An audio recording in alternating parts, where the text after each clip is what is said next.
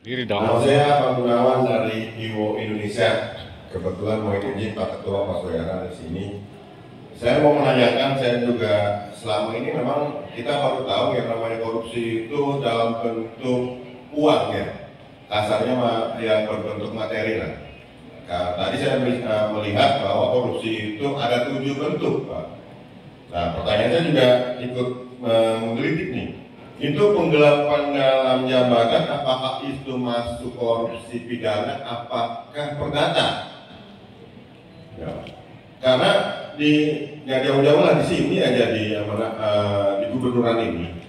Apakah staf langsung bisa ke Asda dengan Rapim 2? Apakah itu masuk penggelapan dalam jabatan? Ya. Terus yang kedua, Pak Inspektorat juga mohon maaf. Saya sangat apresiasi PJ Gubernur Banten ini udah 2 kali menjabat yang terlama di Indonesia, Pak Inspektorat. Nah, kami tanggal 11 sekarang ini itu Inspektorat Pusat akan mengevaluasi. Ya, saya harapkan Inspektorat Provinsi Banten sebelum ke pusat juga kita melihat laporan masyarakat, kita melihat kinerja PJ Gubernur Banten ini selama ini memang ya antang-antang saja, sedangkan di pusat jadi masalah. Yang kata Bapak tadi, betul memang dilematis kalau ke pimpinan Pak ya. Ya, saya harapkan kita masyarakat Banten pengen dengan kejayaan Banten, jangan sampai dalam Banten ini memang hanya segelintir orang yang kayak tadi itu lah. Kesannya memang selama ini korupsi ini cuma hanya yang di bawah. Ya, tingkat atasnya gitu. Apakah itu bentuk-bentuk korupsi? Ya saya harapkan dengan adanya nanti tanggal 11, mudah-mudahan ketahuan tuh PJ Gubernur Banten, ya mudah-mudahan kinerja inspektorat juga bagus, mudah-mudahan yang di Banten ini jangan sampai inspektorat pusat ada apa ini gitu misalkan. Kita ini selama ini diam. Ya mudah-mudahan dengan adanya ini, apakah itu bentuk korupsi, pidana atau perdata? Mungkin itu aja Pak, pertanyaan saya mungkin nggak banyak-banyak. Terima kasih. Assalamualaikum warahmatullahi wabarakatuh.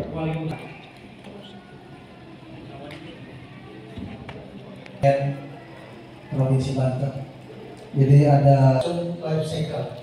Jadi tolong kalau memang ini ada upaya pendidikan dan pencegahan, life cycle tersebut dipangkas sehingga tidak terjadi mengikuti sebelumnya lagi. Yang pertama. Yang kedua terkait dengan gitu kan ya.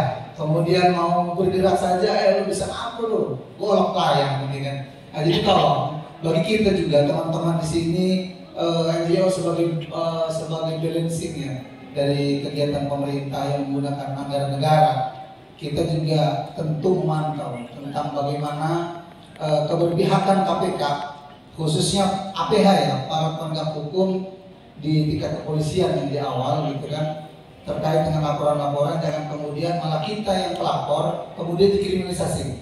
Yang terakhir tadi angka penilaian apa indeks hanya kepala inspektorat yang hadir. Seharusnya semua kepala dinas, kabin bila perlu ini menjadi catatan bahwa dalam hal ini kalau kita menggunakan nama itu undang-undang tidak pidana korupsi, maka itu dalam jabatan ini jelas-jelas ini tidak pidana. Nah, apa saja yang termasuk dalam penggelapan jabatan sesuai dengan undang-undang Tipikor ini?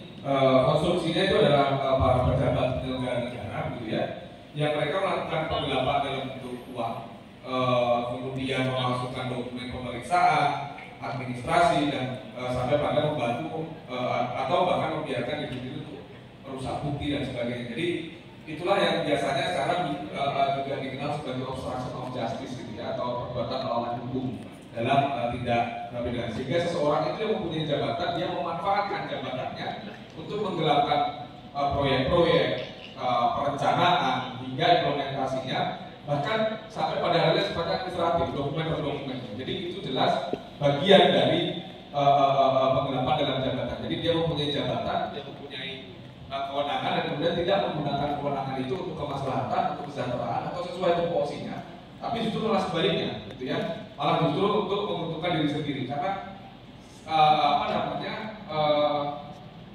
konstruksi dasarnya anti korupsi kan di situ, penyalahgunaan kewenangan, penyalahgunaan kekuasaan untuk kepentingan pribadi, dan itu masuk pada ranah pidana gitu ya Pak ya.